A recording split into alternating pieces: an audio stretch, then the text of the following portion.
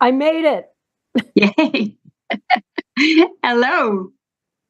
I was updating Zoom, so I had sent you a message saying I might be late. So Yes, I signed on. I had we got caught in the rain, so I had to dry the dog off and stuff. And I looked at the clock and I went, oh, and I signed in and I had to do a Zoom update.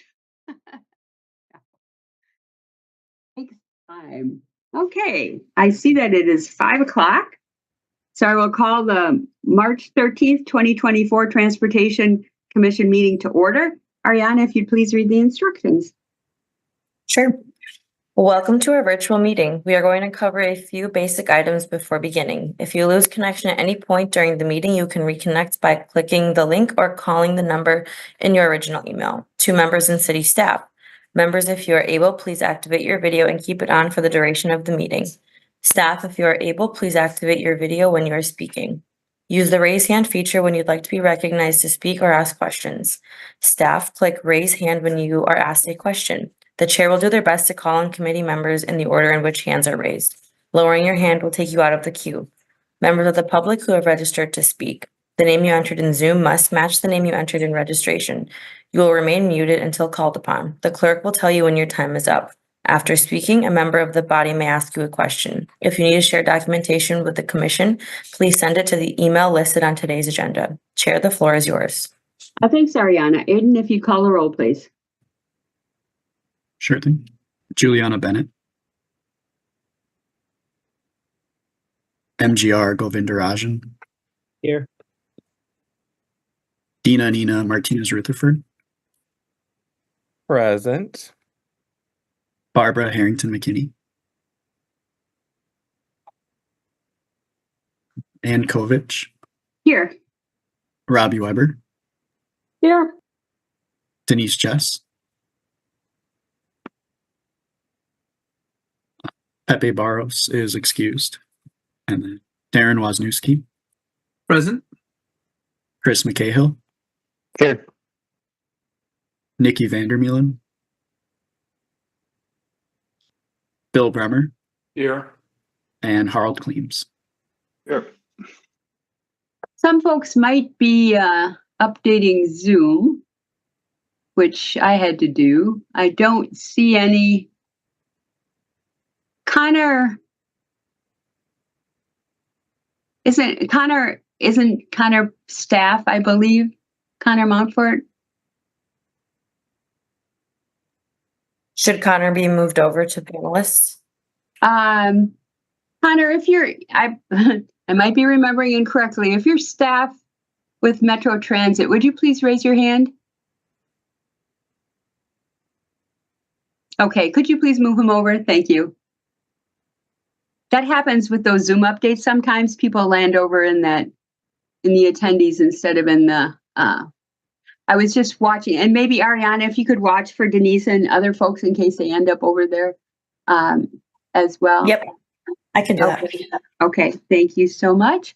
And we'll see other folks might be joining us. Oh, and there's Denise. Okay, so Denise is here as well. Okay, so okay, everybody have an opportunity to look at the minutes from the last meeting. Move approval of the minutes. Okay, there's a motion. My hand. Okay, that's no problem. Darren, is that a second? It is. Okay, we have a motion and a second. Is there any discussion? Okay, I'm going to assume a unanimous consent vote unless anybody wishes to vote no or abstain. If so, please raise your hand.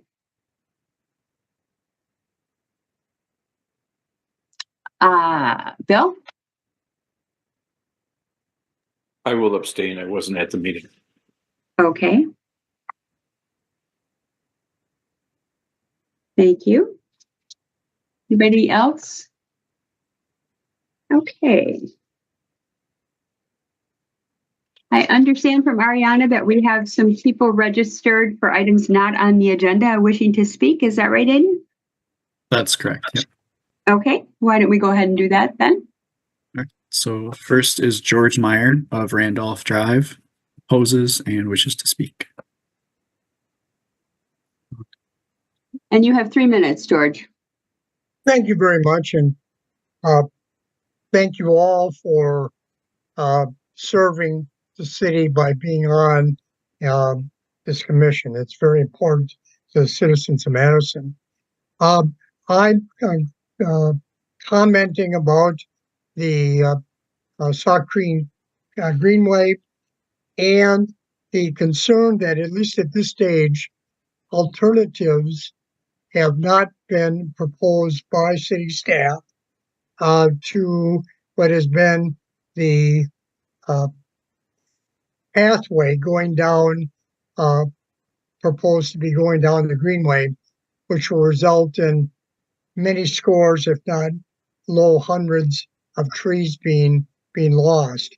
And you had directed that the staff put together alternatives to show that alternatives that could be done to replace and have in all ages, all abilities pathway. It's still not in the plan. There are meetings going on now, which would be helpful in the public reviewing those alternatives. There was one last night, 200, 300 people showed up at the Memorial High School for the West Side plan. Been a perfect opportunity. People are very concerned. You may have heard about the status of the plan there. And we asked that, in fact, these alternatives be put together so that the public can review them before they come back to the Transportation Commission later this year. Another issue I'd like to raise is we've been asking staff about who people are opposed to this. And there haven't been any at the hearings, or very few at the hearings we've had. What we've heard is that there's been general, at the first surveys, there was strong support for bike paths and all ages, all abilities. And that's great. I think most people in Madison want that. But it lacks a context. If that question were asked, and if that path would go through an area where you'd lose scores of trees and probably a couple, 300 to put this in, would you want that? I'm very confident, from having lived in the city for 50 years, the great majority of Madisonians would say, look for another alternative in that situation. Thank you again for providing this opportunity, and I wish you well in your future deliberations on this matter. Thank you very much. Does anybody have any questions for the registrant?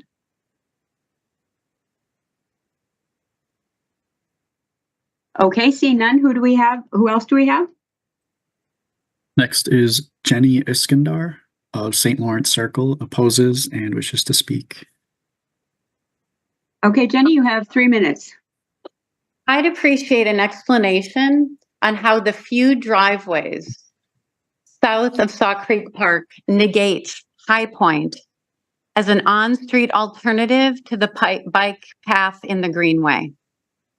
The map shows an all ages and abilities path stopping at Sauk Creek Park. In the stretch from Old Sauk to the park, there are 6 driveways, which are somehow not a problem.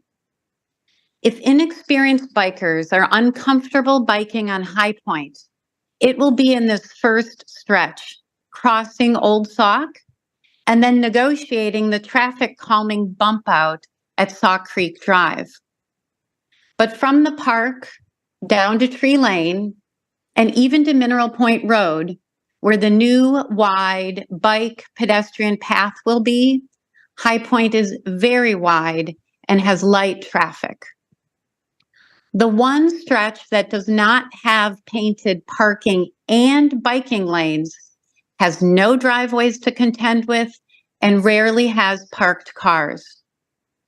Before you vote on the West Area Plan, we urge all commissioners to visit our neighborhood, specifically this stretch of High Point Road. I doubt you will find a better, more comfortable on-street bike option in the city. We know that serious bikers and commuters will not use the circuitous path through the woods. And the city's own low-stress bike route map identifies all the streets surrounding the Greenway as low stress. The costs associated with the Greenway path, both monetarily and environmentally, far exceed any costs associated with updating High Point Road.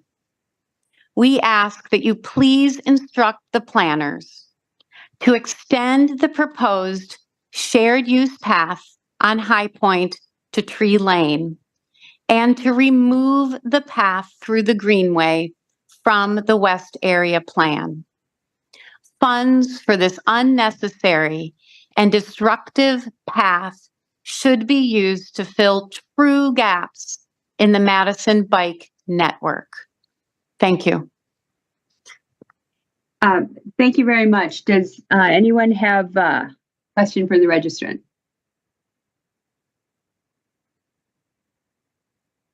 Okay, and did we have someone else to in? Yep, one more person. Susan Brueggemann of Sauk Creek Drive neither supports nor opposes and wishes to speak. Susan, you have 3 minutes. Thank you. I'm here tonight to address the proposed bike path through the Sauk Creek Greenway. In early January, concerned Sauk Creek residents sent a rebuttal letter to your committee outlining 5 key points demonstrating why the bike path should be removed from the West Area Plan. I'd like to reiterate some of those points tonight. First, I want to emphasize there is no gap in bike connectivity in this area, as there are already 11 bike routes in a 2.5-mile stretch from Gammon Road to Pleasant View Road.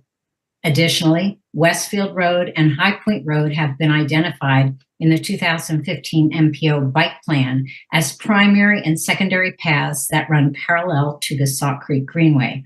Therefore, a bike path through the Greenway is redundant and it would be a waste of taxpayers' money.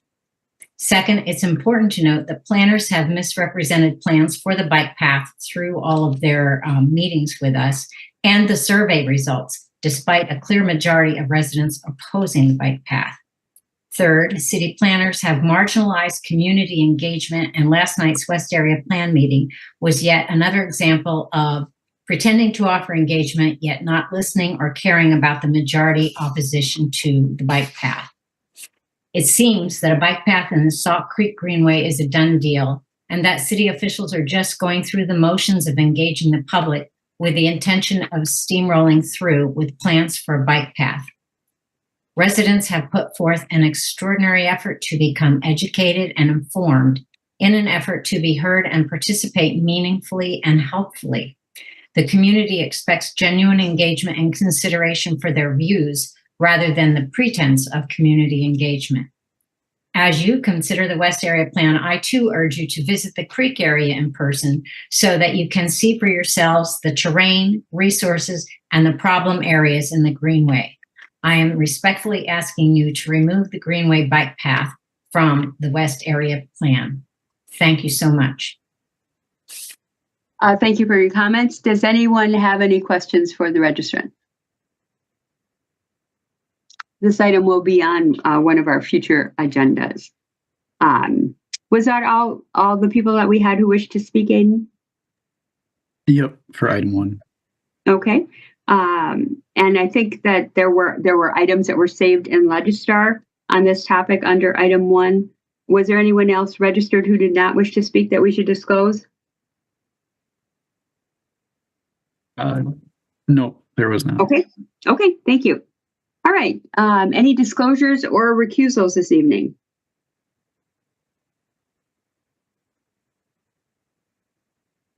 Okay. Seeing none. Move on to the consent agenda. We have one item for the consent agenda. Do we have anybody registered to speak on this item? We do not. Okay. Does anybody wish it to be separated from the consent agenda and discussed?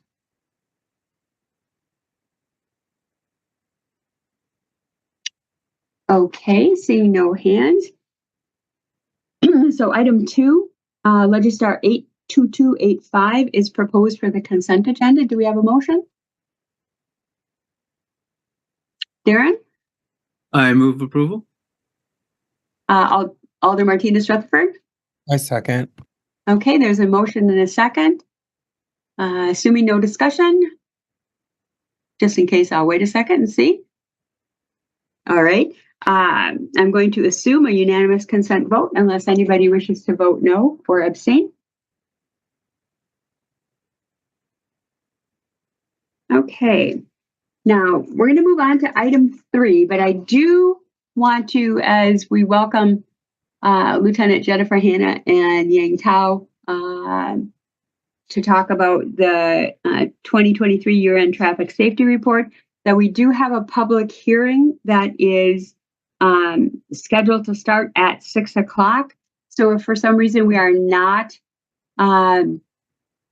finished with item 3 before 6 o'clock, we would need to adjourn it until after we do the public hearing and finish item 4, and then we'd have to come back. So we'll see how things go. But welcome, Lieutenant Hanna, and welcome, Yang. And why don't we go ahead and get updated on our year-end traffic safety report.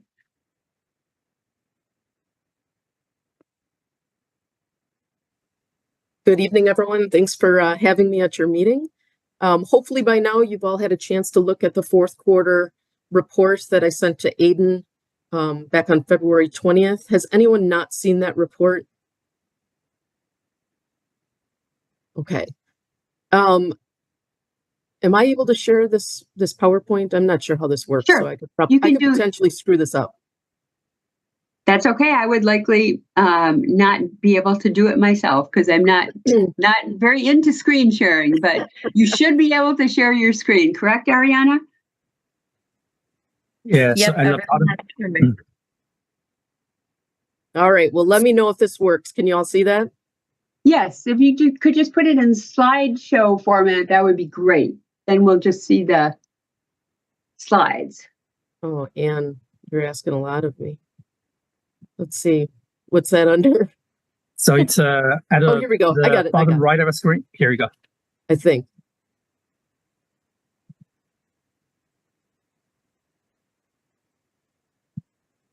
Down in the Yeah. All so down at the bottom. Here you go. there you All right. go. Got it? Yes. I'll figure this out sooner or later. First of all, I wanted to ask, did anyone have any questions specifically about any of the hazardous tickets, warnings, non-hazardous tickets, warnings that we've written throughout the fourth quarter? I don't want to necessarily bore you with things that you already know and see every quarter. So does anyone want any explanation about any of that information?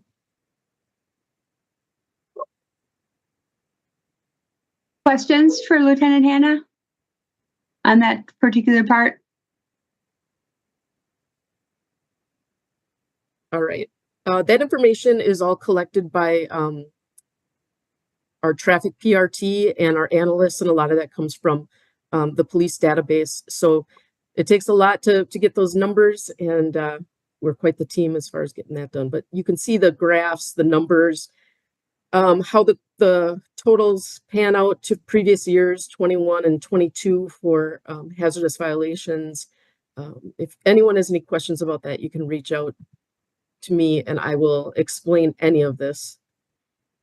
I do want to talk about, I'll talk about the fatality crashes first, and then I'm going to go back to some traffic grant information unless anyone has any objections. All right. You're welcome to present in whatever order you'd like. Fantastic. So 2023 was a particularly difficult year for traffic-related incidents.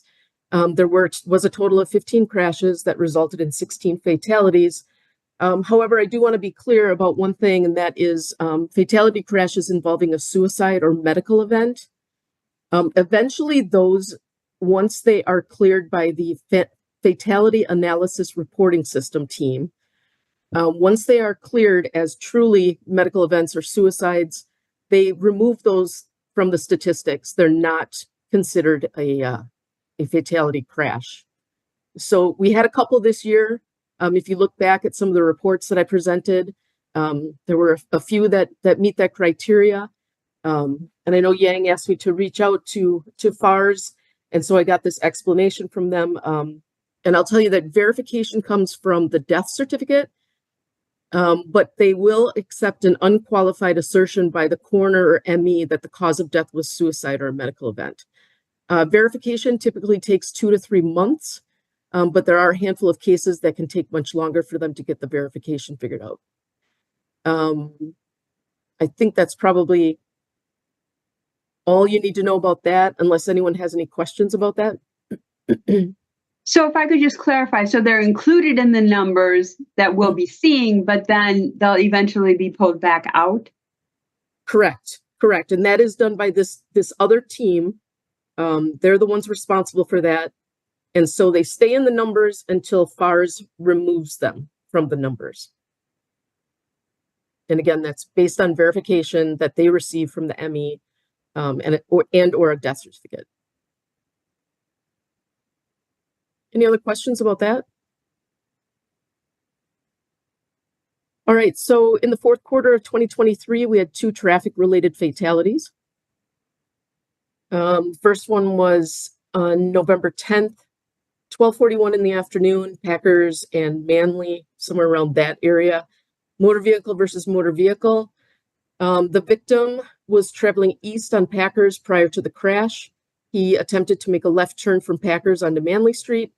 His vehicle was struck by a vehicle that was traveling west on Packers.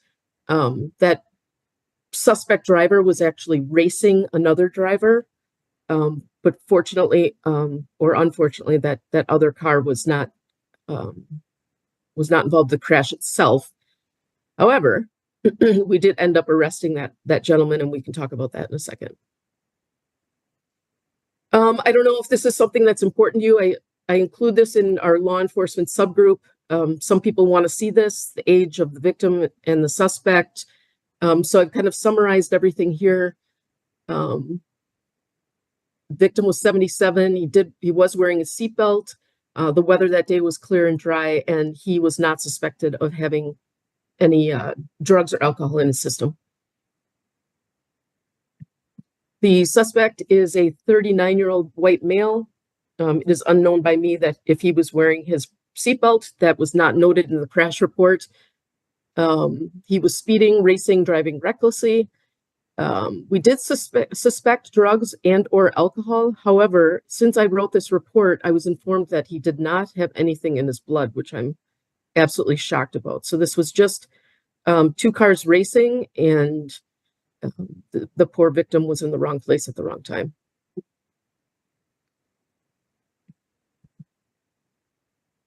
And just an update regarding this crash, officers did arrest the other racing driver on January 8th. They did a really good job piecing this together, figuring out who he was. I mean, these investigations are so incredible. These investigators make something out of nothing. And for them to piece this together and locate this guy is very telling to the kind of staff that we have. So very proud of all of them. And that suspect was booked into the Dane County Jail on second-degree reckless endangering. And I believe the original suspect, since this report was done, has been released from the hospital. Any questions about that crash? All right. Second crash occurred on December 16th, 4:34 a.m. This was Packers and Schlingen. This is a motor vehicle versus pedestrian. This was a very, very strange case. And I tried to summarize it the best that I could so that you guys had a bit of a flavor of how this was solved. The suspect vehicle was driven by a Lyft driver who was on his way to the airport. He drove over the victim who was lying in the road. Now we are suspecting that there were some mental health issues based on some feedback from the family. And I'm guessing if they can verify that this was medical or suicide related, that this crash will be taken out of the numbers. But in any event, we have to treat everything like it is an actual crime. And so the investigators once again did an incredible investigation. And I'll go into that in a second. So the suspect, the Lyft driver, was a 46-year-old male. He did not stop after driving over the victim, even though he knew that he hit something. He did not have any drugs or alcohol in his system. And the victim was a 49-year-old Black male. He was lying in the street. Again, mental health issues per the family, unfortunately. And so that is the information on him. So I'll kind of summarize this, but essentially this is the importance of traffic cameras. If ever there was a case for traffic cameras, this is it. One of our detectives who happened to be working weekend coverage assisted our investigators with this, and he went through an extensively reviewed camera footage and was able to backtrack that suspect driver to where it started, starting with picking up the passenger at the Lyle Center, I believe it was. So he took that all the way back, every camera, just taking a look at it and found this guy. Detective Nelson was the one who suspected that the driver was maybe a Lyft or Uber driver just because it started at the hotel. It was the Fluno Center. I apologize, not the Lyle Center. Because of how he was able to track the path and the fact that it did start at a hotel. Fluno Center is a hotel that the university owns. And so he did see some people coming out of that hotel at the same time, and later found out that this group was a bunch of people who were attending a conference or something. And a bunch of them did leave early that morning, but the passenger in this one car was the only passenger in this vehicle. So after doing a bit more investigations, the investigators did figure out that the passenger was in fact at the Fluno Center. The deputies at the airport assisted with finding out who she was. They tracked their cameras at the airport showing the vehicle dropping off the female passenger. They were able to figure out who she was.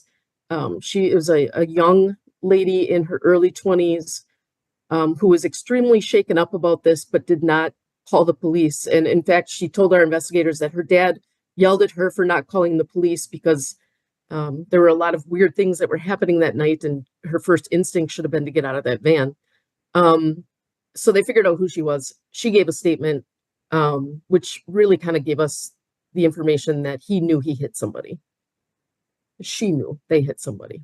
So, and they talked about it a little bit. Let's see.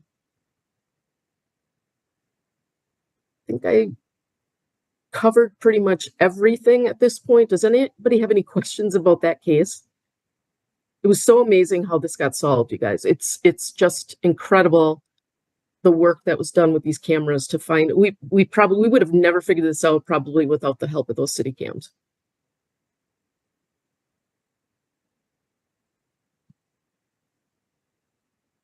And again, there's the fatality count for the year. Again, take that with for what you will. That number will be adjusted once FARS can determine which incidents were suicide related.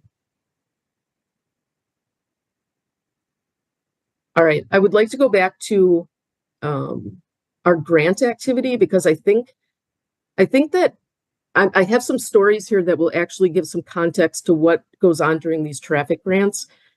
These traffic grants are all funded. They're overtime grants that are funded by the DOT. And we work the speed, seatbelt, and alcohol grants with the county. They're actually the county's grants that they share with us. The bicycle pedestrian grant is our grant, and we have a little more control over that, which is nice. The reason I say that is because the county, because we share the grants, the 3 grants with the county, we have to run our grant activity on shared roads. So they have to be a county and a city road. So 151, the Beltline, Mineral Point Road, things like that, University Avenue, anything that turns into a highway we can use, but that does kind of handcuff a little bit where we can, where we can run this stuff. We get all these traffic complaints. We'd love to address them with this grant activity, but we're really kind of locked in with our deal with the county. So in the fourth quarter, we did 9 alcohol grants, 7 seatbelt grants, and 2 pedestrian safety grants. You'll notice that there was no speeding grants. We last year were given a time frame during which the speeding grants could be run. So by the time fourth quarter came, we had used up all that money, and there were no speeding grants run in the fourth quarter. And again, that's simply a monetary reason. During that enforcement, 117 people were given citations during the grants. Now, and I'll specify something in a second. 100 citations during the seatbelt grant and 29 during the pedestrian bike grant. So the citation number doesn't mean that 117 people were arrested for drunk driving. They were stopped for a reason, and that reason was probably speeding. They may have gotten a drunk driver that night, but during the course of the activity, but it doesn't mean that 117 people were arrested for drunk driving. Does that make sense? Anyone have any questions about that?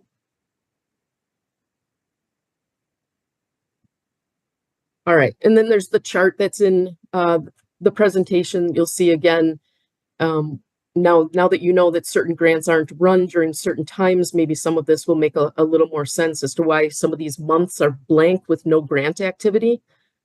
But again, that's just how the money is doled out and how far we can make it go, and the times that we run them per the direction of the DOT. Now, I did want to kind of provide some context for the grants that we run, because I think this is important information, and I think it's actually it's helpful to have a story behind some of these grants. Some of these are from this year, so I won't use the date and time, but I'll tell you that they ran a grant on the 200 block of Whitney Way. 6 officers usually participate in each grant. Each grant goes for 4 hours. So just a little background there. The speed limit in that area was 25 miles an hour. They made 35 stops for speed. The lowest speed that was stopped was 40 miles per hour. The highest speed was 53. So 35 people who were traveling between 40 and 53 miles an hour got tickets for speeding, which is incredible to me. 35 stops is absolutely incredible. And this was actually to address some concerns that the neighbors had. And I'm sure maybe the alders are particularly interested in some of this information and the success stories about this, because I know that traffic complaints are the #1 complaints that the Madison Police Department gets every single year. And so I just want everyone to know that we're out there, we're doing what we can with what we've been given. I'll give you another example, 1700 block of Packers Avenue. I'll give you the time. It was 3P to 7P, 21 traffic stops. The posted speed limit is 35. So for that grant, 21 people got speeding tickets, and they were traveling anywhere from 50 miles an hour to 71 miles an hour. This is the kind of things that we're seeing out there as far as traffic goes. Stoughton Road and Milwaukee Street, 23 stops, posted speed limit 55, lowest speed that was stopped was 70, highest was 77. They made 23 stops that day. 23 people who were going between 70 and 77 miles per hour in a 55 zone. And finally, I'll leave you with this one. Whitney Way at Marathon Drive. The time frame was 3P to 7P.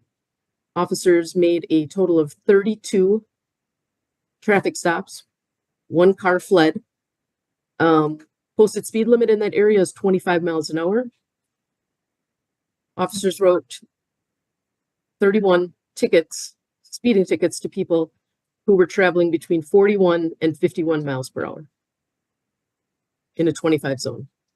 So they're very deliberate about who they're stopping. I think we all know that, some of this, some of, we're not going to pull somebody over for, 5 over. I mean, it really has to be egregious and unsafe. And I think we can all agree that speeds at this level are certainly very reckless and unsafe. And our grant folks, the people that sign up, it's open to every officer who is trained in tracks and is trained in OWI testing. So officers from all over the city participate in these grants, and the activity has been astounding, concerning, but they've been doing a great job. And I just wanted to give you some context about the grant activity. Yeah. Are there questions about this? I have a question, but I want to give other people an opportunity first. Harold, go ahead. Yeah, thanks for presenting all this data and also giving a little bit of context around it. Just one question about the written warnings in the context of the OWI grants. I'm assuming they're not related to drinking, but just other things that were caught in the course of doing the OWI enforcement. Correct. Officers are encouraged to write tickets for the hazardous driving violation, which would be the OWI or the speeding or the running a red light. Anything else is probably, well, it's a non-hazardous, probably an equipment violation. So Okay. Registration, maybe driver's license, things like that.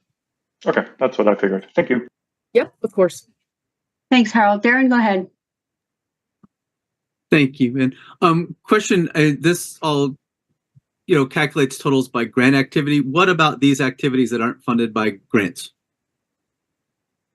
You mean regular? Yeah, like, a general officer outside of doing this in the grant does, an OWI stop or speeding stop or anything. Where do those numbers are not tracked in the grant activity, but they are part of the total citations, and that's in the beginning of this presentation. That's all. That's capturing everything, and this is just specific to that grant activity. We encourage our officers to do traffic when they have time. Most of the time, that's a difficult prospect given the call volume for the night or the call types of the night. But we do the best we can. Thank you for clarifying. Yeah, of course. So it was interesting to me, you gave some great examples, and it's really helpful to have that all put into context. So the stories are very helpful. So how do you determine where you're going to spend your time? Sure. So again, we have to do it on county roads, city highways that are county roads. What I do is Matt Meyer from the county will email me and say, hey, Jen, we got to come up with some dates for this month. I will put together a grant calendar. He'll take a look at it and approve it because it's it's his grant, right? We're just on the coattails of the county when it comes to the speed, the alcohol, and the seatbelt grants. Once he approves it, I send out an email to officers, the entire department, looking for volunteers to work these grants. We are very limited with those grants because as much as I would love to run a traffic grant on like Gorham, let's say Gorham Street, or, pick a place in any district where there's an issue, we really are limited for this. The good thing is for our bike ped grants, those are our grants. And we control where those are run in the entire city. And some good news about that is the state called me one day and offered us about 40,000 more than they did last year. And so we've been able to schedule a few more bike ped grants for the year, which has been great. And a lot of those are based on where traffic complaints are. If we hear, sometimes traffic complaints will come to us via the alder, who sends it to somebody who eventually sends it to us. And we track that stuff. And if we can address a certain problem with some grant activity, we'll do that. Our test team also handles those complaints as well with things that they do during the course of their workday. Yeah, it's stunning. It's compelling. It is pretty easy to realize why traffic is the #1 complaint in the city. Yeah, I was hoping that the complaints that the alders get would find their way to you. Yang, go ahead. Thank you, Lieutenant. Yang, go ahead. Oh, sorry, I was I was on mute. Yeah, I want to add that Lieutenant Hannah and her team has also been working with the Vision Zero team. Has been a big part of that. They have been using our high injury network as well, to kind of direct the enforcement resources. So thank you. Bill, go ahead. Thanks, Ann. Lieutenant, are you having enough volunteers that when you put out your request? That's a great question. And do you have a procedure as to prioritize who gets to Yeah, take part? Our overtime is given out by, it's called a pick list, and whoever has the least amount of overtime is assigned to the grant. We just go up the list. Do I get enough volunteers? For some grants, I do. The alcohol grants are the hardest to fill, the hardest to find 6 officers who are willing to work, 8 to midnight or 10 to 2, 11 to 3. That gets a little more difficult. But we make it work. If I send out a plea and I say I'm short, somebody usually steps up. Thanks. You bet. Alder Harrington McKinney, go ahead. Thank you, Madam Chair. My question is to Yang.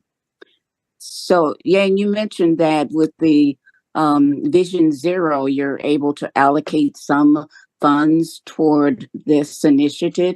Could you give an estimate of what that amount is? I mean, it's staggering, the speeding. It's amazing. The speeding range in 25 miles an hour or whatever that. And so that was very compelling, but upsetting information to hear. So could you give an estimate of how much support is offered through Vision Zero? Is my question. Yeah, that's a great question, Alder Harrington McKinney. Yeah. So what I mean is that, we have been working together with the MPD on allocating available resources that they have for enforcement. So that will be according to many factors that Lieutenant Hannah mentioned, but also according to our high injury network that we developed. So where not just we have complaints, but also we saw real data telling us that there are safety issues. So that's partly what I mean. But over the years since we started Vision Zero, we did try to make some funding available to help our police officers help us to do enforcement, to have a collaborative effort. For example, when we go out to change speed limit, we definitely need that kind of enforcement support, and so they have been able to do that. I think the most part on that, what we have done was helping the enforcement team getting quite a few new radar units for speed enforcement. So I believe I think we were able to help about $20,000 or so. I can check back on the numbers, but I think that's a range that we were able to help. So really hope that we can actually do more. But we have a long list of projects in the queue, and I think we discussed with the commission here and the body at the time. Really would like to focus more on those projects. But we'll be looking for more opportunities to support the officers out there and work with them to get more enforcement done, to get a message out to the community that we need people to drive safely on our roads. So thank you. Hopefully that answers your question. Okay. Well, and thank you. If I could just add something, we collaborate, with Vision Zero folks. We all have the same goal, right? We want traffic to drive at normal speeds. We don't want anyone to be killed on our roadways. A lot of the stuff that they do is data driven, as far as just decisions they make about infrastructure changes and speed limit signs and things like that. We are also very data driven, and so I think our goals are the same. And we work very well together. Okay, thank you so very much. And so as a follow-up, I absolutely understand the communication and you work very well together. But it is concerning, and we do get a lot of calls from neighbors, and with reducing the speed, bad actors are going to be bad actors. And so that speeding tells the story when there's not, a police presence there. So it is concerning, and thank you for the data, but it is very concerning. It is. And I just want to be clear too, that these examples that I gave are not unusual for the country overall. After COVID, for whatever reason, people are in a hurry. They're driving a lot differently, unfortunately, and that's a trend we're seeing throughout the country. I wish it wasn't that way, but you can see the issues that Milwaukee has had with reckless driving. Stolen vehicles that are driven recklessly. There's a lot at play here. Some of it is out of our control, and we're still dealing with the, COVID results, things that we have to deal with from that whole episode. So we're not unusual. It's just we're trying to hopefully get that under control. Thank you. I'm complete. Thanks, Alder. Bill, go ahead. Thanks, Sam.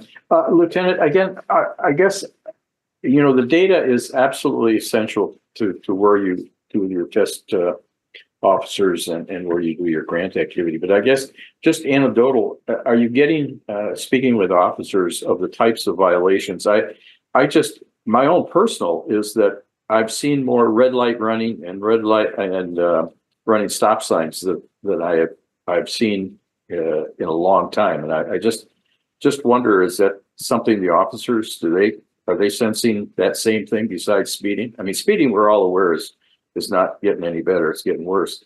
But running other serious violations like red light running, is that something the officers are talking about?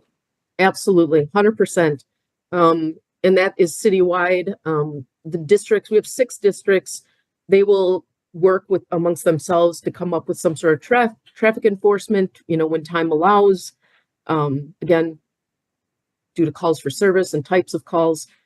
But I think we could set somebody up every day on East Washington Avenue. I drive in every day from Sun Prairie, and I can't believe how many people are running lights. It's like fishing in a barrel. I mean, it's just incredible the way people are driving right now. I guess as a follow-up to that, I guess this maybe is to Yang and to others, as far as is there outreach through the media of trying to, to tell the citizens, yes, we are making stops. But these are the serious violations that are concerned, and people do get caught, and people are just don't want to slow down. They have to, there's expensive lessons to them as far as to the pocketbook, but we want to do that before there's injuries. Well, I can tell you that every month I send out a press release regarding the traffic grants that we're running. So I give notice, I put it on blast. It's funny because I've seen it on one of the, the ticker down below the news there. Sometimes I see the words that I wrote about our traffic grants. In those press releases, I put in statistics, hopefully to maybe compel people to slow down a little bit, drive a little bit, much more carefully. But every month a press release comes from me regarding our traffic grants. No, that's good. That's great. I just think, the demands for media time is so, everybody's got an issue that they want to get across to the public, and it's hard to do. Yes, it is. Getting we do our best though. Yeah. Thank you. Of course. Harold, go ahead. Yeah, following up on that, thanks for the response. And yeah, I get those announcements, and I appreciate having the facts in there to remind people how many people are killed in traffic and all the other depressing facts. But yeah, I think this is maybe something, I appreciate that part, but I think that's also something that the Vision Zero team maybe with the public information officer of the city could work more on getting the word out. Because I think, Bill, I fully agree with your perception.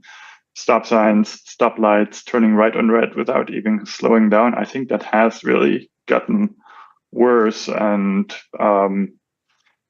we talked about traffic cameras earlier in the meeting. And so I wonder, I mean, I know the whole automated enforcement is a whole different issue, but I mean, I think it would be pretty easy for city staff to get some footage from some of the traffic cameras on East Wash and basically put together a video reel of people running the lights, just to showing how much of a problem that is. And that could then maybe be part of a education campaign that Vision Zero can do and just get more attention to this. And I feel like, yeah, otherwise it becomes ever more normalized. So maybe, Yang, that's something that you can take to your team and see what you can do in terms of campaigns. Thanks. Yeah, thank you, Harold. Yeah, that's a good suggestion. We'll do. Yeah, I'm not sure that we'll be able to like broadcasting the footages online because of the privacy concerns. But we'll look into that. Yeah, I think you're right. We need to do better public informational campaign to let people know about the situation and just plea for people to slow down, obey the traffic rules, drive safely. We do that often when we do press release as well. We always add a tag on there asking the public to be part of it. But I think the specific reminders would be a good idea. So thank you. Yeah, an educational campaign certainly sounds like a great idea, but it sounds like a rather pervasive problem, and it also sounds like it's not just here in Madison that this is being experienced. Yeah, that is very right, and so it's definitely a national problem right now. And yeah, as a matter of fact, we have been discussing with some other communities on this as well. And actually, we'll be attending a webinar next week. Listening to folks from over the country talk about the traffic safety informational campaign, specifically targeting these type of issues. So hopefully, we'll learn from that. And yeah, we intend to come up with some campaigns that we can bring to our community. So, that sounds good. Yeah, sounds good. Bill. Nope. Okay. Great. Go ahead, Lieutenant. We've got 8 minutes till 6 o'clock. So. All right. Well, I pretty much wrapped up here. I just want the alders to know specifically that when we get these complaints, we send them off to the districts too, just to make them aware of a problem so that their officers, if they have time, can address it. It also goes to our test team so they can do, focused enforcement on some of these areas. And I have to tell you, I hear a lot of stories about citizens who are so happy that they are out there. They get a lot of thumbs up, when they're running a traffic grant, because people are fed up and they see that their complaints are being addressed. And so it's really nice. We've got a lot of support from people when we show up in their neighborhoods. Thank you. Robbie, go ahead. So, you went through 3 examples of where you had stopped speeders.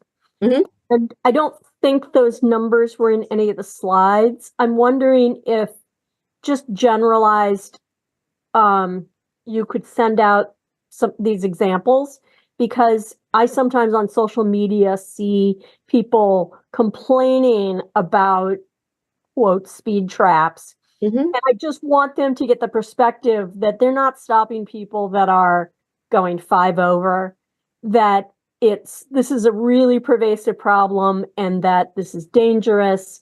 And so if I could give them these numbers, even if they're just estimates, Yeah, absolutely. 35 people stop that were going between 40 and 55 or whatever you said in this general location, that would be fantastic. And I think that would be helpful to those of us who are trying to support you in some way. Well, I appreciate that.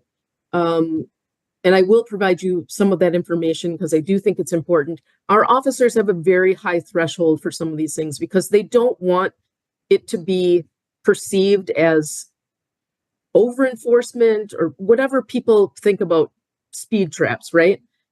So we're very careful about how much of a leeway we're gonna give people, right? I mean, the grant folks say, okay, anybody over this speed, we're stopping. And they make a concerted effort to all do that. And you can see none of this is frivolous, absolutely none of it. So, and then once the person is stopped, I'll be honest with you, sometimes officers will write them a ticket, but we'll write them a speeding ticket maybe for the speed under. Does that make sense? Because depending on how fast they're going, depends on the amount of the ticket. And so they're not looking to jam anybody up. And in fact, they're oftentimes, probably more times than not, writing the lower amount, cutting them a break financially, but really kind of getting the message across that this is what you were stopped at. I'm going to give you a ticket for this, but enforcement is compelling. These stories are compelling. Yeah, I just think it would be super helpful to have some examples that we could use to show this is really a serious problem. So thank you. Yes, no problem. I mean, I have every time they run a grant, they send me emails that are just like this. I just picked out 3 to give you as examples. Yeah, if you once you have an opportunity to put it together, just send it to Aiden and he can distribute it out to the commission members. Okay, that sounds great. Yeah, I think the stories are very helpful in really putting a face on those numbers. Well, and I think it gives alders and all of you some talking points about what we're doing, how we're doing it. These are real stories that you can tell somebody who thinks that we're running speed traps and pulling people over for 1 mile over. This is stuff that you can give to those people who are kind of questioning what we're doing or what we're doing about the problem they complain about. That's great. That would be very helpful because I think we all get comments about that. No doubt. All right. Robbie, was that all you had? Yeah, sorry. I was just about to put my hand down. Sorry. Yeah, no problem. I just wanted to make sure that I didn't move on from you if you didn't. Alder Martinez Rutherford, go ahead. Yeah, I just have one real quick question. What is data collection like outside of grant funding? Are we paying attention? I mean, obviously, we've got to be paying attention to the overall numbers, but I'm kind of wondering like how the grant funding differentiates the data we get. Well, again, we keep track of the citations and everything that are specific to the grants, but they also go into all of the numbers for the stops that we're making. Does that make sense? Does that answer your question? So you include the numbers for the folks who are, when they stop somebody for speeding and they're not part of the grant, that's part of the total numbers. Correct. Yeah. And our grant numbers go in that as well, just to give the big picture, right? But this grant stuff breaks it down and shows you what we're doing during these DOT funded overtime grants. Does that help, Walter? I think so. Okay. All right. I have her email. Yes, I was just going to say, you can email me. All of you can email me if you have any further questions. I'm more than happy to, or call me. Okay. Great. Thank you. Alder Figueroa Cole, go ahead. I joined late, but I thought I heard the officer said that prior slides had all the overall numbers on this deck. So I don't know if that will clarify that question. Can you ask that again? I'm sorry. I thought that you said that the overall numbers were already given on this presentation on a prior slide. Yes. Yeah. So I joined late, so I don't know if you presented that already, but that would answer Alder Martinez's question. Sure. And if you'd like, I can send my presentation out to the alders. If you want, I can. This isn't. I mean, I guess that it would be nice to have this in Legistar if it's not there already. Well, let me just ask this. It's in Legistar, so anybody can look at it there, but would it be helpful, the examples that Robbie was asking be distributed, would it be helpful to have those distributed to all alders as well as TC members? Sure. because that'll give you the examples of all these people who are going, way over the speed limit in some of these locations. Sure. Thank Okay. you. If you have any Okay. other questions, just reach out. I did. I already sent you an email. Okay. Thank you. You already did. Thanks. I already did. Thanks. You bet. Okay. Anybody else have any other comments or questions? Alder Harrington McKinney. Yes, I just wanted to confirm what you said in terms of sending the information out to the TC members and having it distributed, because the information, the stories are so very important, and I'd like to really have that. And so if it's coordinated and it's sent to TC, then you won't be getting all of these emails from TC members. And so I just wanted to make sure I supported your recommendation of having the slide deck and that kind of information sent to TC for distribution. Makes it easier. I absolutely will do that. And if you have any questions about your specific districts or anything like that, just reach out. Yeah, and it may be a good idea to include some of those examples in the presentation next time, perhaps, Lieutenant, because I think that really brings it into clear focus for us, what it means. Yes, I definitely will. People are driving very fast in the city. There's absolutely no doubt about that. Yeah, that would be great. That would be fantastic. And then we can have it all in one place in the future. Yeah, I'll get that together. Okay, that sounds awesome. Thank you so much. Is that all you had, Alder Harrington McKinney? And Alder Harrington McKinney, was that all you had? Okay, great. All right. Yes. Well, it looks like we're on time. Okay. All right. Thanks. Anybody have any last questions? Otherwise, we're going to move on to our public hearing. Very, very excellent report. I remember when the traffic safety reports we used to get, and how they've changed over the years. And you're really giving us very helpful information that we can all use as we're talking with other people about traffic safety. So very, very helpful. Absolutely. I'm here to help. Okay. All right. Thanks so much, Lieutenant Hannah. Thank you, everyone. All right. Okay. We are now at just a minute or two past 6 o'clock. So we are going to move on to the public hearing. And I believe we have a couple of people registered, but we are we're going to open the public. First, I'm going to open the public hearing. We're going to have a presentation from Metro Transit so that everybody's on the same page. Then we'll hear from the public.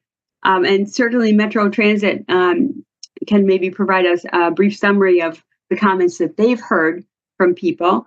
I know Mick and I were talking about that earlier. Then once we've heard from the public, we'll close the public hearing and move on to questions, discussion, deliberation, and then a vote. So Mick, are you going to take the lead on this? Yes. Okay.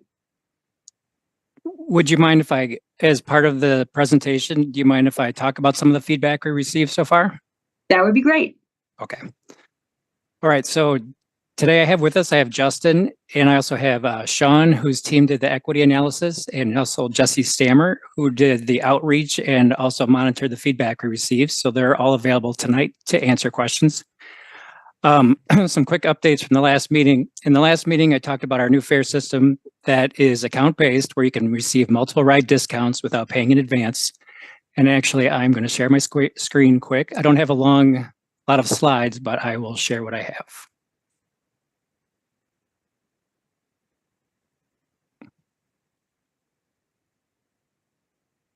All right. Can everybody see? Oh, no. Can you see that? Yes, I think you're in the one where you've got the preview. So. All right. How about that? No, it's still in the preview one. If you go to display settings at the top, and you can change it to.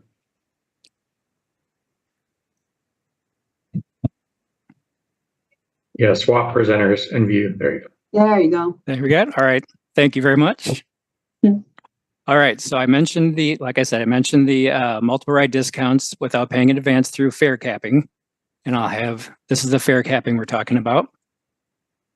We plan to launch the system with smart cards where you can pick up at Metro Transit or sales outlets throughout the service area. You'd add money to these accounts and be able to reload your account either online at a sales outlet or at a ticket vending machine on BRT platforms. At that meeting, I didn't have the correct information on the sales outlets. At this point, we're going to have about 70 new sales outlets, not 100.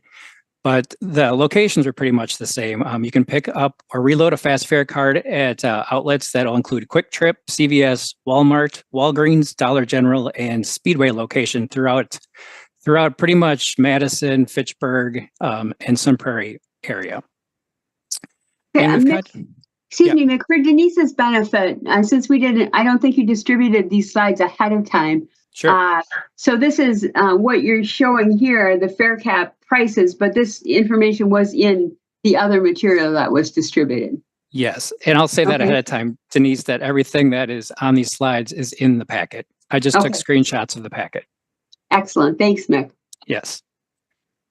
Okay, so then we have also contacted our existing sales outlets, and we've only received a handful of responses so far from people back saying that they'd want to continue on as part of this new technology, but we're going to keep reaching out throughout the spring and summer and see if we can get some more on board. But as of right now, we have about 70.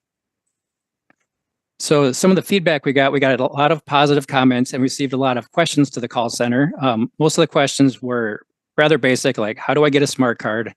How will the unlimited ride pass programs like the UW employee pass work? Will we still offer the commute card program? And the big one that I'll talk about in just a second is, can I still purchase a 10 ride card? Now, to answer the question about the commute card, yes, we're going to have a commute card program, and we're still going to offer pass programs to our pass partners. So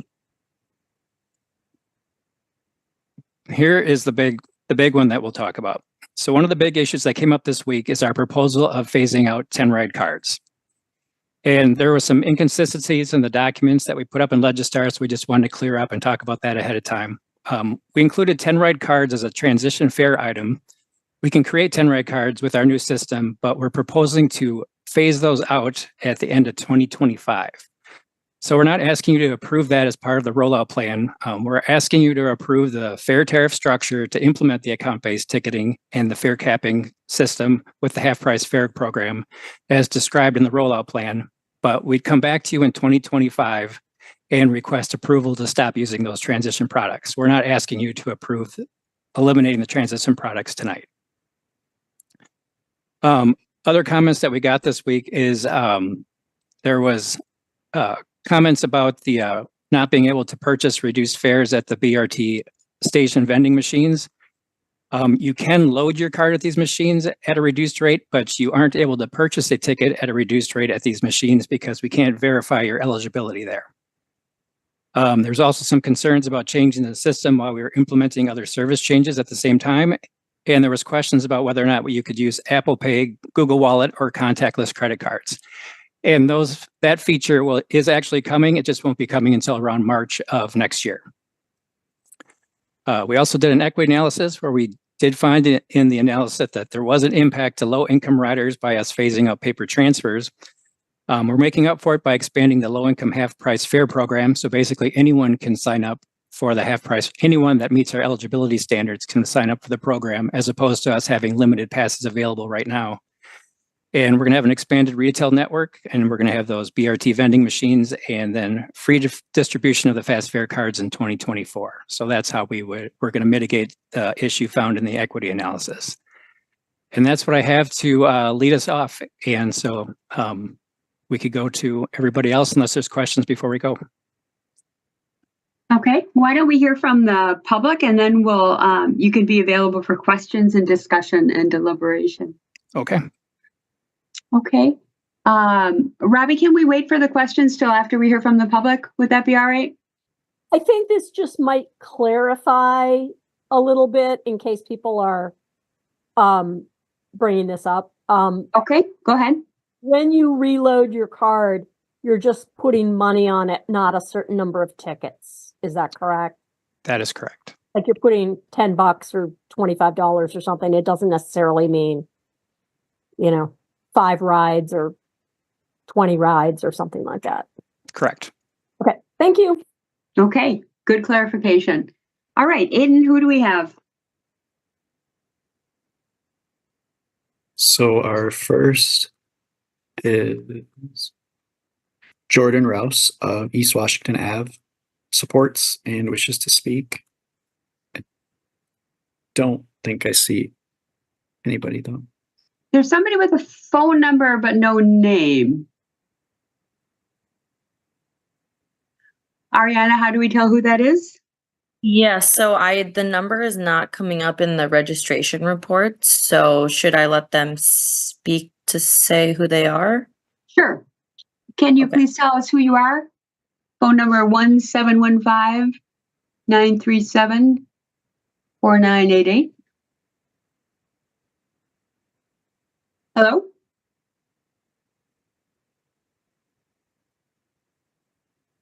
Is anyone there? They may need to know how to unmute. Ariana, do they have to unmute themselves? Yeah, I just clicked the ask to unmute button, so they should have a prompt on their phone. If they're in a call in, they probably have to do the star or something. I can't remember what it is. Is it *6?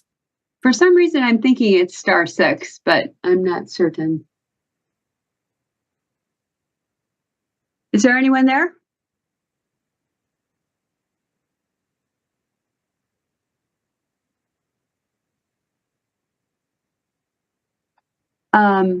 Okay, I guess we'll try back later. If you can hear us, you want to raise your hand and indicate you're having issues. Although if you're calling in on a phone, I don't know that you can do that. Okay, do we have anyone else, Aiden?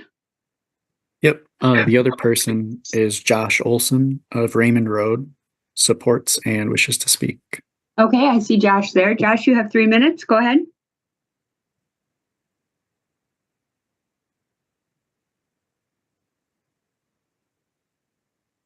Josh, I think you need, yeah, there you go. Hello, can you hear me? Yes, we can. Hi. Just want to say really quickly, super excited about credit card systems and the Tap Pay. Something I got to experience in Europe when I was using their public transportation. So really enjoying that and looking forward to using it. I think it's going to be great for the marginal bus rider who normally doesn't take the bus, maybe doesn't commute, but will be able to just quickly get on the bus. So thank you. Oh, actually, one more thing, because it was pertinent to the other conversation, but red lights, I had a truck go around me as I was stopping for a yellow and blast through a red one. So we can figure out that red lights, please do. It was terrible. Thank you. Yeah, thanks for that observation. Any questions for Josh? Okay, seeing none. Was it Jordan that we had, Aiden? Yes, Jordan was the first person registered. Jordan, are you on there on the phone? Is that you? Chair, just to confirm, it is *6 to unmute. Okay. So if you're on the phone, you need to hit *6 to unmute yourself.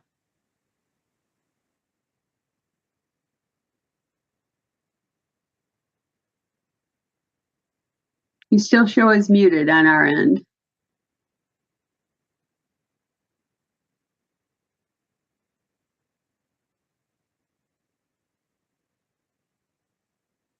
I don't know what else we can do to help.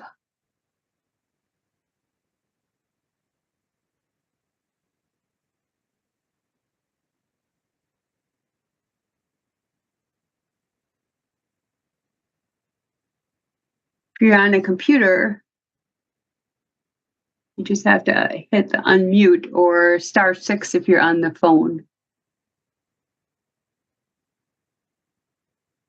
Okay, I don't know. Are any other ideas, Ariana? I don't have anything else. They also could just be listening. I'm not totally Okay. convinced that they're registered. Okay, All right, well, we'll move on then. And Ariane, if you happen to see Jordan, what was the last name? Aiden? Rouse, show up in the attendees, let us know. And although I was planning to close the public hearing if we don't have anything from anybody else. We are at 6:15, so we're within the published time frame.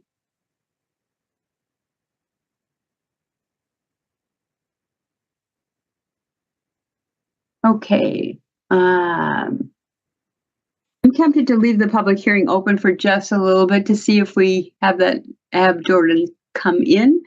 So why don't we ask questions and have discussion, and then we'll ask again and then close the public hearing. So questions for the folks for Mick and the other folks from Metro Transit. Harold. Yeah, thanks. Mick, at the previous discussion of this, we talked about the commute cards, and I think you said something like that's going to be 100 conversations with 100 partners. How has that been going? Have a lot of them switched to a different product, or is it still up in the air? It's a little up in the air. We've been talking to some of them, and they've just expressed the interest to basically do what they're doing now, where we charge them per ride, and we just add all their smart cards into a particular list that our system recognizes. So some of them are interested in doing that. We've also been telling them that they could grow into the system and switch. So they've been interested in that as well. So we haven't had all those conversations yet, but we've been putting it out there, and nobody's been too upset about it. So I think people are open to learning more about it, but we've been saying too that we can do it the old way until they grow into it. So we're going slow and steady, but we haven't talked to everybody yet. Thanks. And then the other thing, you mentioned those transitional fare products, such as the 10 ride pass. Can you say a little bit more about what the reasoning is for keeping those around for a little longer? The reasoning is just because people are, well, some of our social service agencies are handing those, like the Beacon, they hand out one ride cards. That's the biggest one I can think of. A lot of the social service agencies hand out 31-day passes, and just their processes for getting those passes out to their clients. It's a lot. We've talked about to them in the past, and they've explained how in depth it is, and so it's hard to change that very quickly.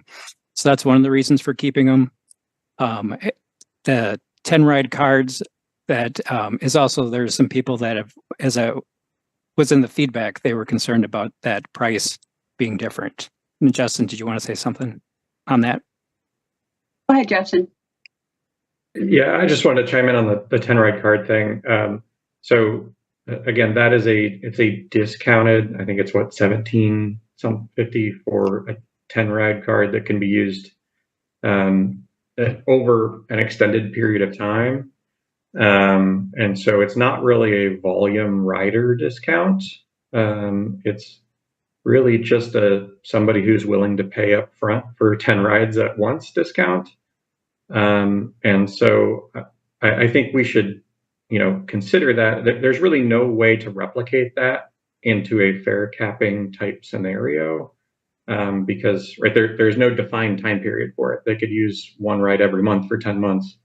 And I think you all should really weigh, again, we'll bring it back to you. You're not approving this right now, but you should really weigh, is that a fair way to, distribute those discounts? Because we're not able to provide the same level of discounting for, the general user. And so that's really, with the fare capping, we're trying to go to a model where everyone gets the same benefits. And that 10 ride card is not really one where we can do that. So, again, you're not approving that tonight, but it's just something to consider next year when we ask you to consider it. So.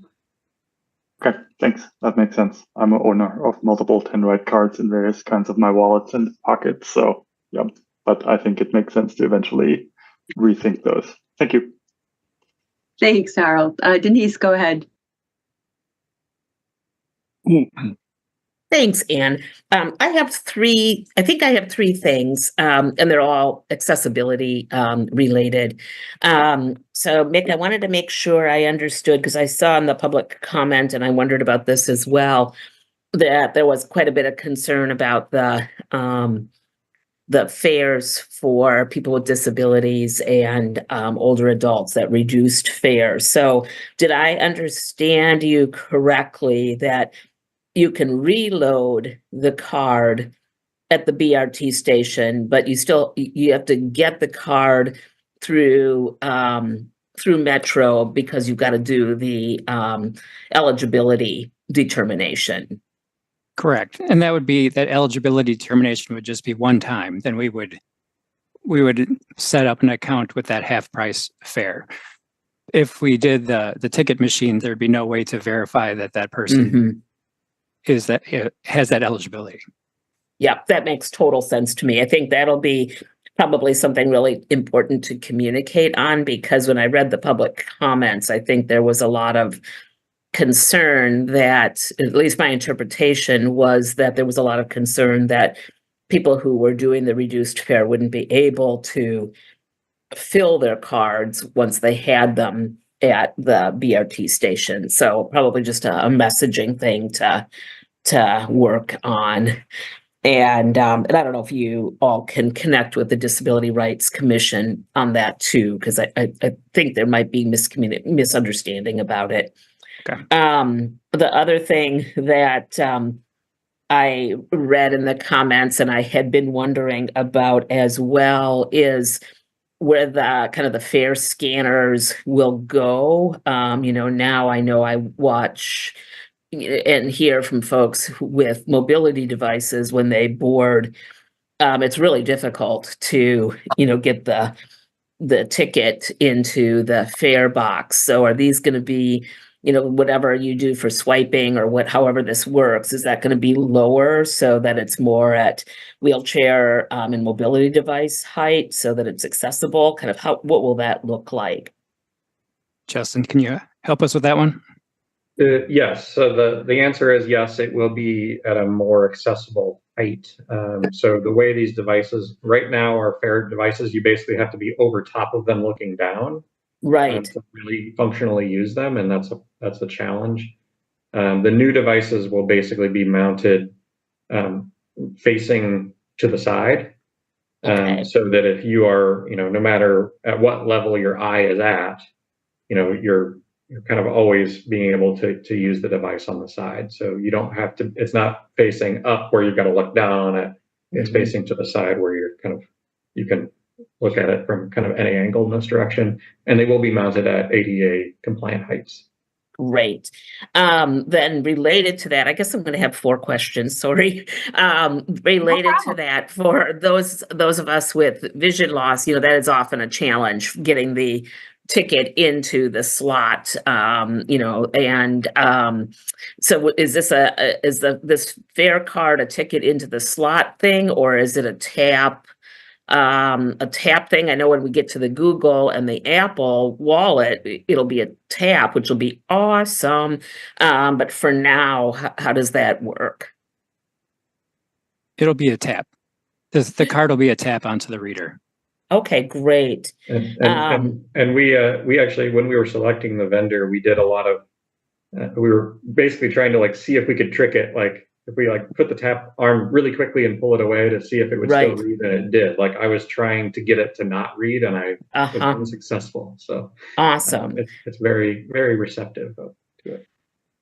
And I'm imagining, and happy to work with you on that, because when I'm in a hotel elevator and you have to put your card on the pad to get the elevator to unlock so you can go to your floor, that's a pretty challenging task for someone who doesn't see where that pad is. So I'm, thinking about how we can help people who can't see where that touchpad is with the cards, have a sense of where to find it. So I think that we're going to have some training and education issues to address, because I already can be like, how am I going to know where this tap thing is? And then the last thing I have is, I know that the last time we talked about this, one of your designers or folks from the vendor came to address the accessibility of the kiosks and things. And so I'm just wanting an update on that. How will those be accessible for people who can't see them? This was we pulled it from the contract, and it says the ticket vending machines they comply with ADA guidelines for reach, access, signage, and braille in accordance with the U.S. Access Board's Americans with Disabilities Act. And all controls are on the front vertical plane of the equipment. Okay. Yeah, again, we'll probably have some training issues to work on there, because only about 2% of the visually impaired population are Braille readers. So, so we'll need to we'll have some work to do for people to feel confident riding the system. And it is one of my concerns is that the folks who really need bus access, those of us that are non-drivers, I just don't want people to feel so intimidated by the system that they stop riding. So yeah, let's continue the conversation about how we do the education and outreach to help people feel confident. And that's it for me. Thanks so much, you guys. Okay, any other comments, Justin or Mick, on things that Denise said?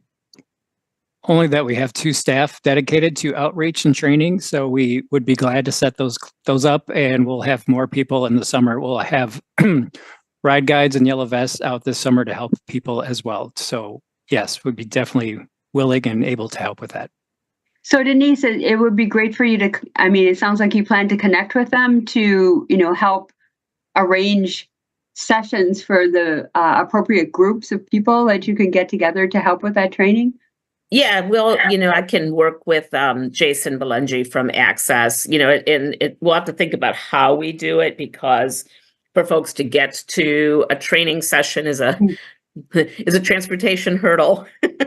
So, but we can get creative and think about how we do that. And Mick and I were meeting regularly several months ago on other accessibility things. So I feel really confident that we can talk together and think about some ideas. Okay. Alder Harrington McKinney, go ahead. Thank you so very much. Denise, I'm so happy that you are on this Transportation Commission, because you really calls attention. Because when we talk about equity, this is so inclusive, and so I just wanted to acknowledge your presence and what you bring to the commission. I did want to go back and say to Mick that I'm glad that you will be phasing out the 10 ride pass, because as you said, social service agencies, and they include that in their budget, they give those 10 ride passes to their clients, and they're able to afford that. And so anything other than that, and they're accustomed to having that 10 ride pass, and to, get them accustomed to the new system is so very, very important. But it really is affordability. And I know that Just Dane, when I was with Madison Area Urban Ministry, we used the 10 ride passes to get our clients to to circles of support and get them to their jobs. And we figured that into our budget. And so it is good that you'll be phasing it out over a period of time. And I just wanted to add that ditto in. Thank you.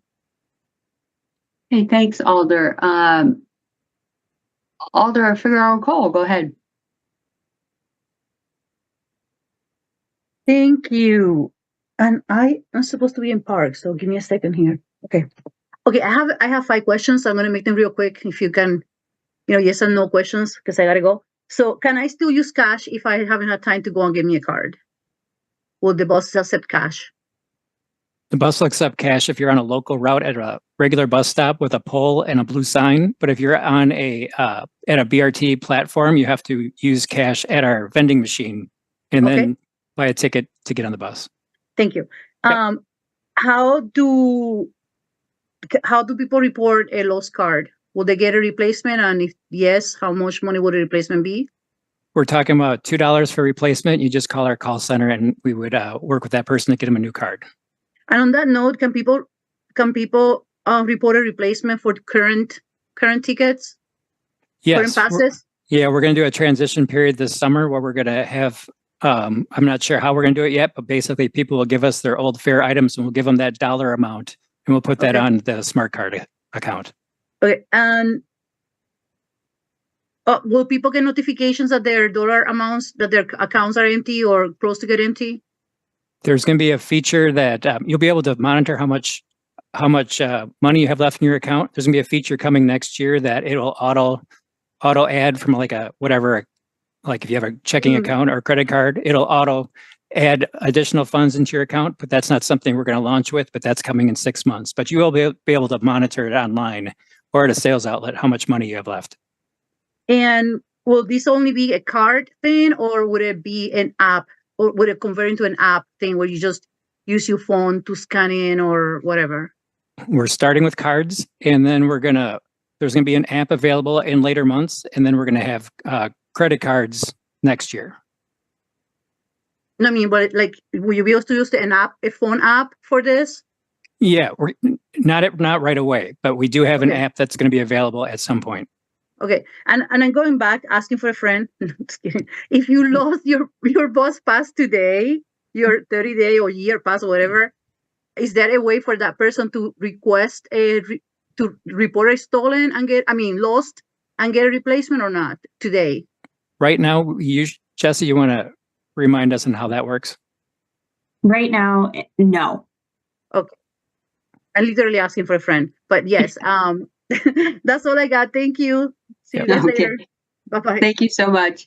Okay, at this point, I haven't seen anybody else come into the attendees, so I'm going to close the public hearing. So other questions, discussion, or deliberation?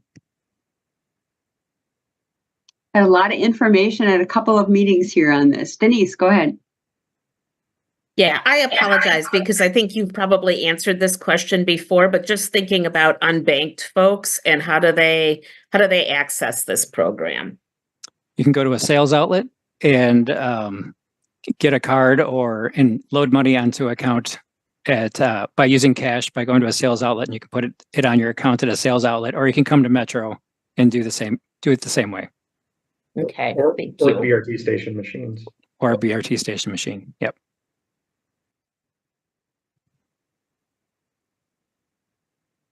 Okay, other comments, questions, thoughts? We need a motion, and Mick, what was in the action memo was to approve the Metro proposed fare tariff structure to implement account-based ticketing, fare capping, and half fare program. Is that a fair representation of what you're looking for? Yes, please. Hey, Harold? I would move that. Okay. It's a motion. Robbie? Yes. Okay. There's a motion and a second. Harold, did you wish to speak to your motion? I will only say that I'm very excited about all of this. I think it's going to improve transit for many people. It will hopefully increase ridership, equity, access. So I'm very excited. Bill, comments, questions? No? Okay, Robbie? Sorry. No problem. Yeah, I was just going to say, I didn't get my microphone turned back on. I had to be in another room during the discussion, but as part of the motion, I was just going to say, I'm really thrilled, and I want to say this publicly so that other people can hear it, that the sales outlets for where you're going to be able to get cards and reload cards is going to be greatly expanded.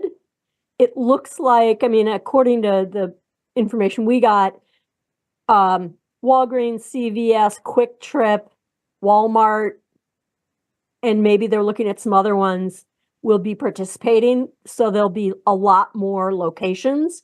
I'm assuming that probably most of the locations that currently sell the tickets, the 10 ride tickets, will also be participating, but there's a lot of Quick Trips, Walmarts, Walgreens, and CVS locations around the city. So it should be really easy for people to get to those. And then, of course, the BRT locations as well. But if you don't happen to be next to a BRT, those other ones are going to be all over your neighborhood. So I think that's going to be really helpful for people. Thanks. Thanks, Robbie. I'd just like to say I'm also very excited when I'm visiting family in the Chicago area and we're going to take the bus. They just hand me one of the cards and I use it and it's really slick. So, or if we're going on the train, the L, it's really slick. So I'm very excited about this as well. Other comments or discussion? Okay, I'm going to assume a unanimous consent vote unless anybody wishes a roll call vote or wishes to abstain or vote no. Raise your hand if you do. Okay, we have a unanimous vote. Thanks very much, Mick, Justin, Jesse, Sean, everybody from Connor, everybody from Metro. What a great initiative, and we're all looking forward to it. So, thanks so much. All right. Next, we have reports from other BCCs, transportation-related BCCs. Anybody have anything for us tonight? Chris? Yeah, thanks. There was an item related to Complete Green Streets at Plan Commission on Monday that I thought folks should know about. So basically what came up was there's an urban design district for the Capitol East, East Wash stretch that called for 10-foot terrace. And the Plan Commission agreed to eliminate that requirement from the urban design district so that Complete Green Streets could be the main standard applied there, and engineering wouldn't have conflicting standards. But they did sort of say they were entrusting it to engineering and to TC to ensure that there would be tree coverage and properly designed terraces and all that. And they'd be looking to us to improve and uphold Complete Green Streets and all that that entails. Interesting. Yeah, implementing Complete Green Streets says, we run across these things from time to time. So thanks. Alder Martinez Rutherford. Yeah, I just wanted to ask Chris, and I haven't watched it yet, but I'm gonna go back through and watch the whole meeting. There was somebody mentioned that an 8-foot terrace is wide enough for canopy trees. Did that come up during the meeting? I don't remember that specific detail. There was lots of talk about what might play out. So okay. I would have to look back for that specific item. Okay. Actually, since you mentioned that though, folks did point out that 10-foot terrace requirement has not been enforced. There are much narrower terraces anyway. So having it in the urban design district wasn't actually working. Oh, interesting. Well, it seems like there are some things that need to maybe catch up with Complete Green Streets. So very good. Other updates from other BCCs? No? Okay.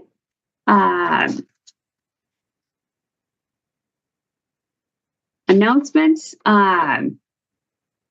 We all received an email invitation to the Plan Commission work session tomorrow at 5 o'clock because of the item number 2, overview and discussion with the Madison Fire Department regarding fire access equivalencies.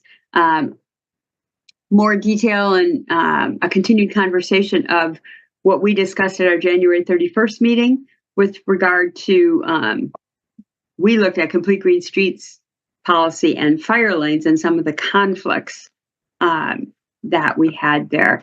Unfortunately, I'm not going to be able to attend in person because I have a conflict, but we can watch the recording.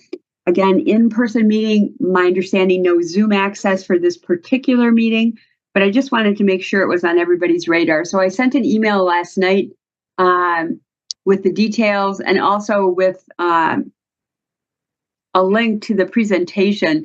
And I did review the presentation, and it provides a lot of really interesting and helpful detail beyond what we talked about at the January 31st meeting. So if you can't attend or watch the recording, maybe review that. Harold, go ahead. Yeah, apologies if this was included in the email, but will we actually be able to participate in the meeting or only watch if we were to go? I'm sorry to say that was not clarified for me. So, Chris, I don't know if you have any. Liddell Zellers, who's the chair, asked that we be invited. I don't want to assume that we would be able to ask questions. But Chris, maybe if people have questions, they could send them to you since you're a member of TC and the Plan Commission. I was actually wondering the same thing myself. I can't give an explicit answer to that, but I will say that on the one hand, Plan Commission tends to run very tightly in order to stay on schedule. On the other hand, this meeting is meant to be a working group, which is meant to be for discussion. So for what it's worth. Yeah. Thank you. Would it be helpful if I emailed Chair Zellers and asked her if TC members would be able to ask questions? I will do that. I did email with Liddell earlier because she wanted to make sure that we knew we were invited, and I didn't think to ask that question. But I can email and ask if TC members can participate in the discussion. And I will email you all once I get that answer. Okay, other comments or questions? Okay, and also just a reminder that we have our next TC meeting is March 27th, but then we don't have another one again until April 24th. Okay, and then in terms of items that we have for the next meeting, we have potentially revisions to the Transportation Demand Management Program, update on the North-South BRT locally preferred alternative, transportation annual report for 2023, and then 6 different projects. The Tancho Drive path, the Bartolon path, the Pheasant Branch Creek path, the Ped Bike Bridge at Hermina Street, and the Danbury Beverly Doncaster reconstruction. So a lot of different items are coming. And one of the things that I've been out of town for past 11, 12 days, so we didn't have a chance to do it for this meeting, but my hope is for the next meeting, I've been accumulating suggestions that you all have given me for when we have the opportunity to add these to a future Transportation Commission agenda. So I'm putting that together, and I'll distribute it, maybe have Aiden save it under the future agenda tab for one of our next meetings. And then you all can see the listing of things that I've accumulated. And if there's something missing that, that you thought you'd ask be on there that we haven't addressed yet, you can certainly let me know, and we can add it on. And that's, we have a separate listing that staff puts together, the various projects and the referrals that we get from the Common Council and the things that we would be on our work plan and that we need to look at. And then these from TC members are those that additional items that you've requested that we add to that list. So again, I thought it would be better to actually get it down on paper and share it with you so we can make sure everybody knows what we're tracking And there are some from the old TC that we might be able to let go, and we can maybe have that conversation as well. Okay, anybody have any other future agenda items you'd like me to add at this point, Harold? Yeah, and this may already be on the list. I know last year, because of how the timing and the transition all worked out, we didn't have a chance to talk about the budget. And I know this year things are slightly different. Everything is an accelerated timeline. So I want to make sure that we do have the opportunity to hear from staff of like, yeah, what is the next year's budget going to look like and what's the impact on transportation going to be? Okay, that's a great comment, Harold, because when we had that was the Transportation Policy and Planning Board responsibility in the past, and it's actually in the ordinance that we haven't put into the budget. But you're right, timing is very critical, and here we are, unbelievably well into March already. So I will put that on. Maybe I'll add it on our staff agenda items, and that will put it up for discussion at our meeting on Monday, so we can talk about timing. Because I mean, Alder Martinez Rutherford, you've already, and Alder Govindarajan, you've already had discussions about the budget at the council meeting already about 2025, correct? So, yeah, absolutely. It's been a hot topic for sure. Yeah. So we're going to want to, I mean, we have a lot of projects, we have a lot of options, a lot of grants that the city would have to match in order for us to get those phenomenal grants, whether it's, Safe Streets for All or other state or federal grants. So in terms of transportation related, I'll add that to the other list, Harold, that we'll talk about for sure on Monday. Thank you. Okay, great idea. Thanks. Any other comments? Okay, I need a motion to adjourn. Harold. Move adjournment. And Robbie. All right, motion and a second. Thanks, everybody. Appreciate it. See you next time.